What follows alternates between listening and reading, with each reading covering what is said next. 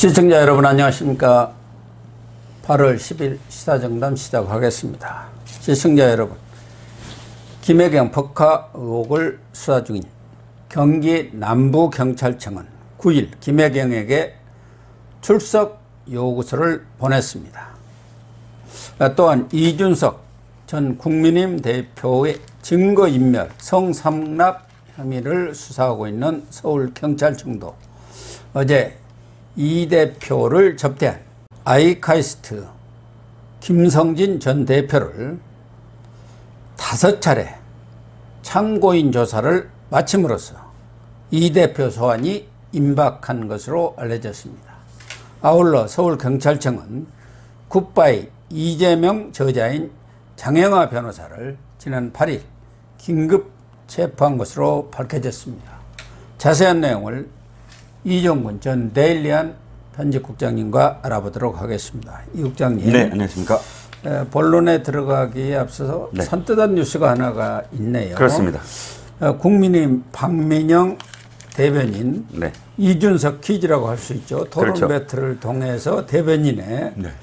이렇게 스카우트 됐는데 대통령실 청년 대변인으로 이렇게 자리를 옮긴다, 네. 발탁이 됐다, 이런 뉴스가 있습니다. 네, 그렇습니다. 오늘 조선일보 발인데요. 박민영 대변인 기억하시죠? 최근에 윤 대통령을 통해 직접 겨냥해서 내부 총질 문자와 관련돼서 아니 내부 총질이라는 말을 그렇게 퉁칠 수가 있느냐 뭐 이렇게 네. 표현을 하면서 네. 좀 뭐랄까 비판을 했죠. 그런데 당 대변인이 어떻게 이 대통령을 집권 여당의 당 대변인이 대통령을 비판할 수 있느냐 뭐 이런 소리들과 함께 윤 대통령이 경로했다 뭐 이런 추측성 기사도 나왔습니다. 예. 그런데 그 당사자인 박민영 대변인을 대통령실의 청년 대변인으로 발탁한 겁니다. 이 박민영 대변인이 오늘 이 기사에 따르면 강인선 대변인 아시죠? 예. 대통령실 대변인인데 강인선 대변인과 오랜 대화 끝에 묵묵히 정부 성공 돕는 게 나의 통제 가능한 노력이다라고 이야기하면서 자리를 옮기는 것을 지금 이 언론에 왜 옮겼는지에 대해서 얘기를 했습니다. 박민영 대변인은 토론 배틀을 통해서 이렇게 스카웃이 됐는데 지난 대선 때 쇼츠뉴스 네. 이것 만드는데 아주 기여를 했고 네. 또 선대위에서 청년 보좌역을 네, 맡았고요. 했죠. 예. 그런데 뭐 지금 대통령실 개편이 어떻게 될지 네. 그건 좀 지켜봐야겠습니다만은 이 박민영 대변인 뭐 청년 대변인으로 스카우트한 거 뭐 잘한 것 같습니다. 네네. 그러나 지금 이런 뭐가 이렇게 조금 손질을 해서 넘어가려고 해서는 예. 우선 뭐 강인선 대변인부터 뭐 많은 사람들이 좀 의문을 표시하고 있지 않습니까? 뭐 대변인뿐만 아니라 네네. 홍보라인, 홍보, 정무. 뭐 비서실장에서 정무라인이라는 거 대통령실 전체가 쇄신돼야 한다. 네. 이런 주장이 있기 때문에 예.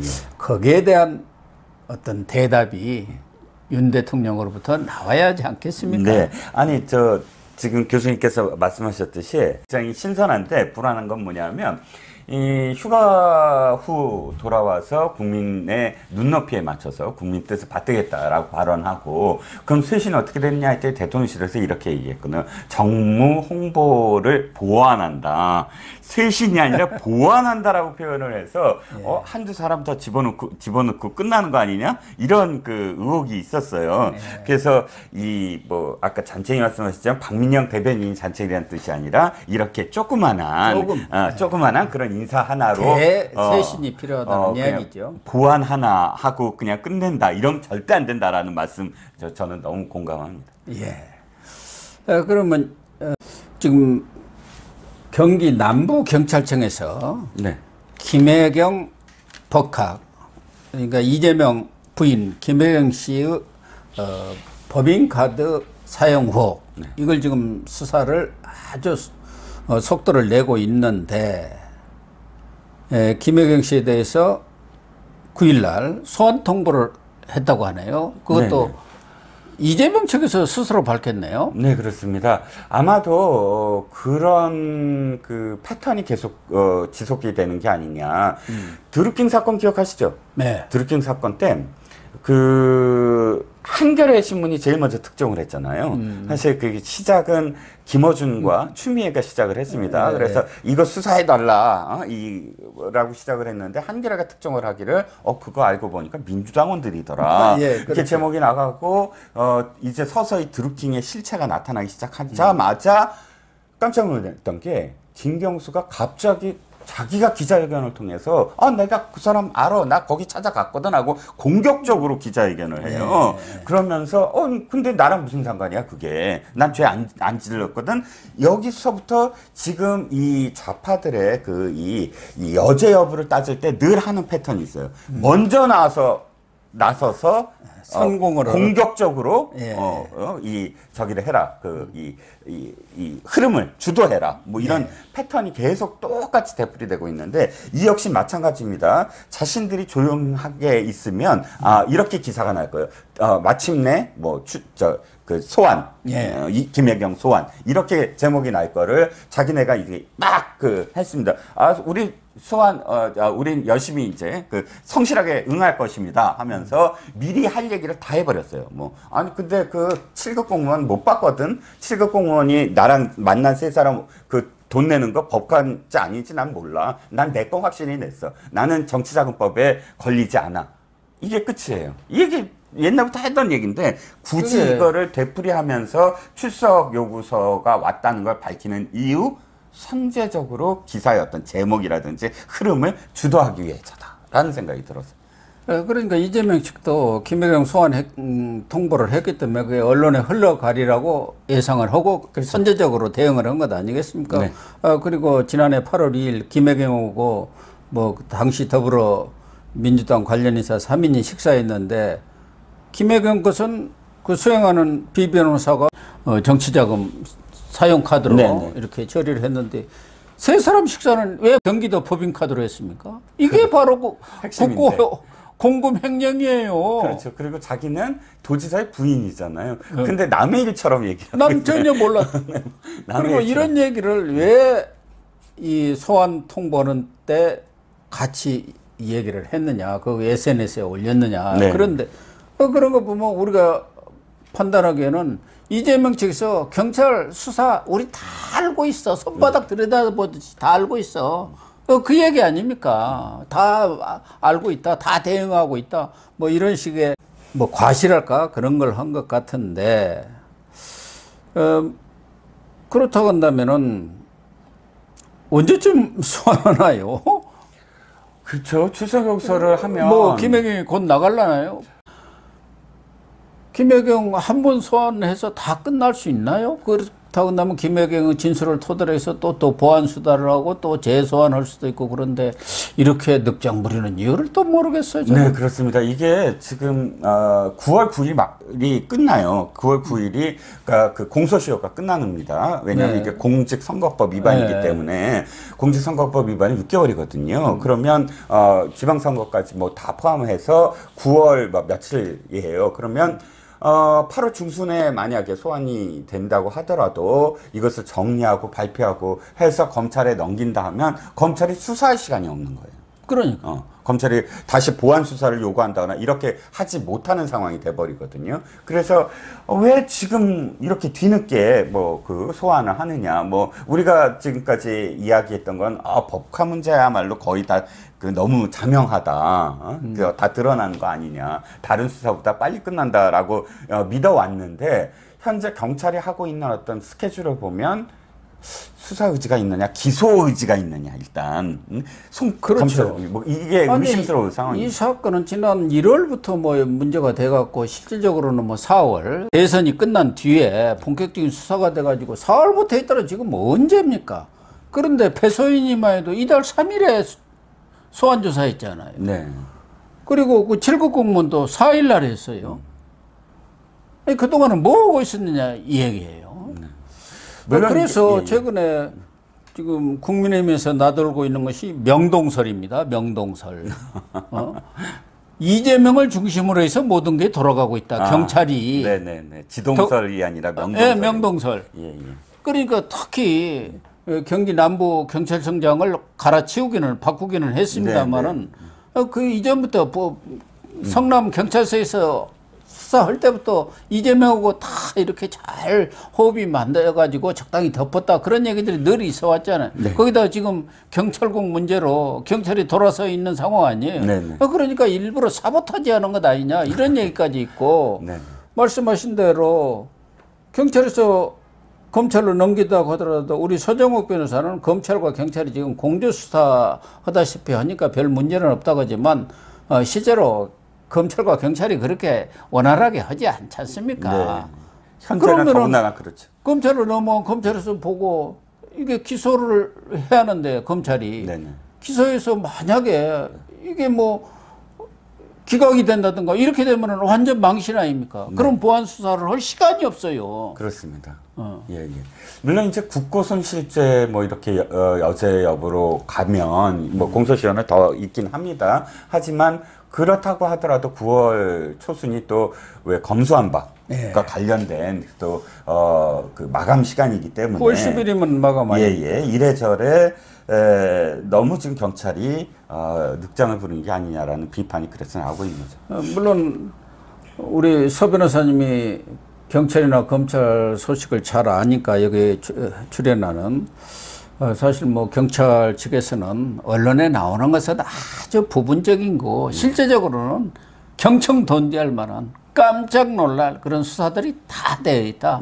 발표를 기다려 보면 된다. 네. 뭐 이렇게 장담하더라. 뭐 경찰 소식통이 그렇게 얘기는 하고 있고 정권도 바뀌었으니까 그동안 그렇게 오랫동안 수사를 했는데 국민들이 볼 때 또 언론이라든가 이래서 평가할 때 이거 부실 수사다. 이렇게 되면은 정말 경찰이 검경 수사권 조정 다시 해야 하는 것 아닙니까? 그래서 경찰의 명예도 걸려 있거든요. 그렇죠. 당연히 그렇고요. 그래서 어쨌든 뭐 긍정적인 면이 없지는 않습니다. 사실. 그런데 그럼에도 불구하고 뭐 사건의 당사자인 김혜경 씨를 이렇게 너무 늑장 소환하는 것은 또 불안한 요소로 또 작용하고 있는 것도 사실입니다.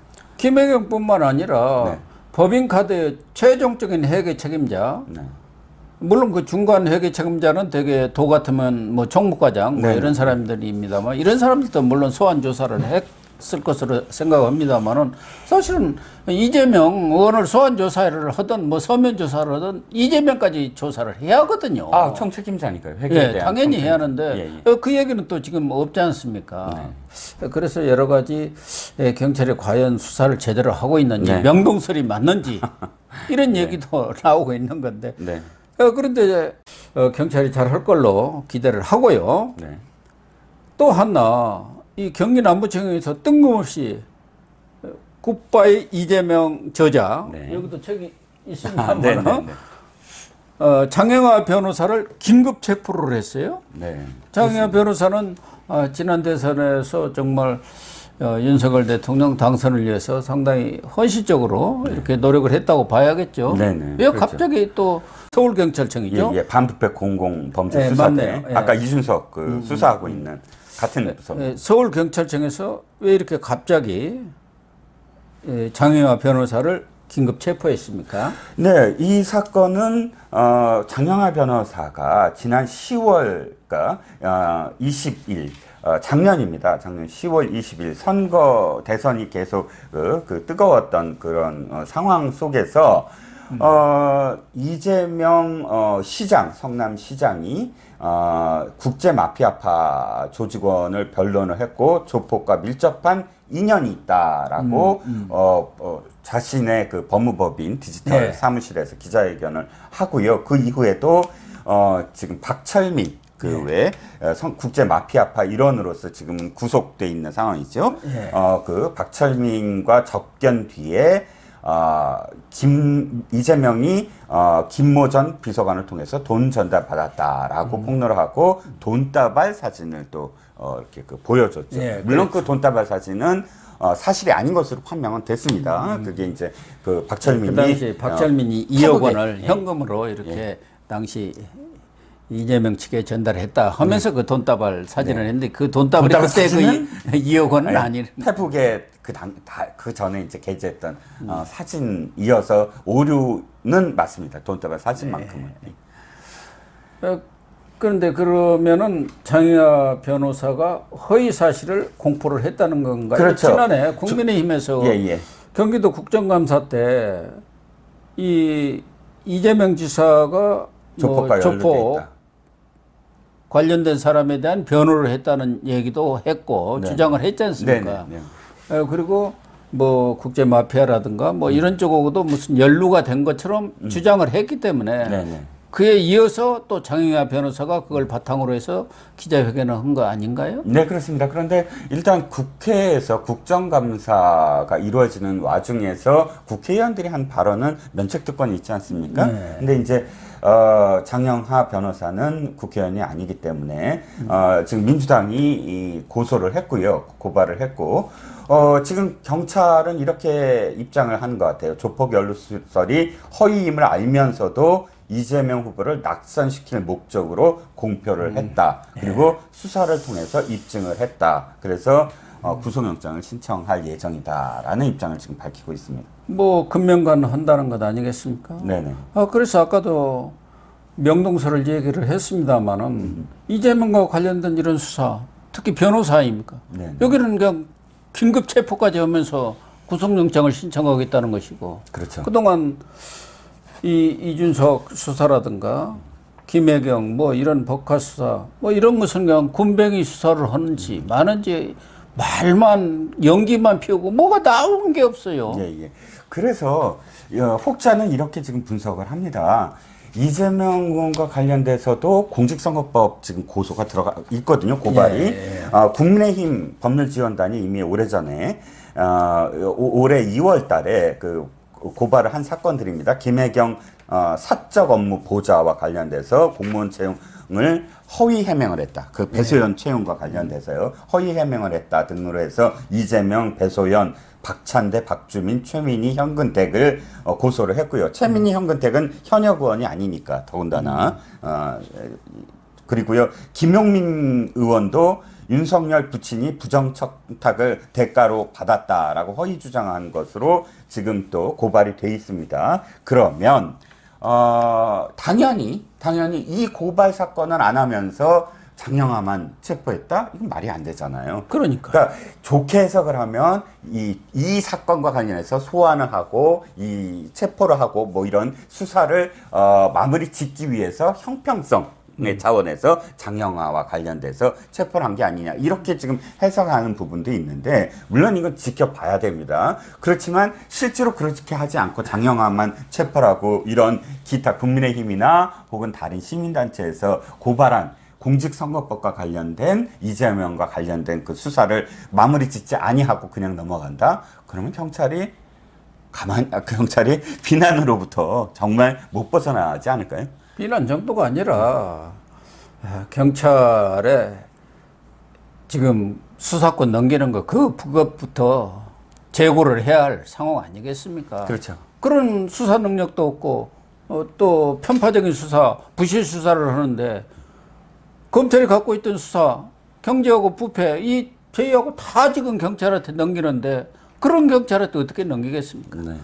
그러나 지금 매단할 필요는 없고 경찰에서 조만간 중순이라 했으니까 이제 조만간이 되겠습니다. 우선 김혜경 법카 수사부터 발표를 한다니까 그 발표를 보고 또 평가를 해야 할 것 같습니다. 네, 그렇습니다.